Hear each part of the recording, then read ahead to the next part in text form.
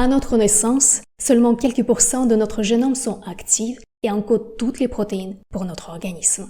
Les autres gènes sont silencieux ou dormants grâce au cadenas de groupe méthyle posé sur le promoteur de ces gènes. Avec l'âge, certains cadenas peuvent sauter, en libérant les gènes qui étaient censés être réprimés pendant la première partie de la vie, et en leur permettant de s'exprimer, mais aussi de se déplacer. Par exemple, certains gènes comme les éléments transposables peuvent sauter d'un endroit à l'autre à l'intérieur du génome et s'incruster à l'intérieur de certains gènes utiles en causant leur mutation. Les oncogènes peuvent s'activer aussi grâce à ce processus de déméthylation, alors que d'autres gènes utiles, au contraire, reçoivent le cadenas de groupe méthyle par erreur et arrêtent de s'exprimer.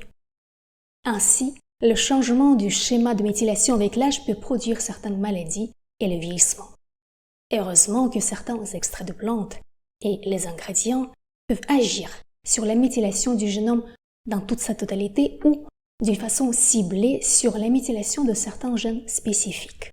Et nous étudions tout cela en détail dans un des chapitres de notre formation qui s'appelle la régulation du vieillissement par la naturopathie épigénétique, basée sur l'analyse de plus de 2300 études scientifiques internationales et proposée par l'École internationale de naturopathie épigénétique.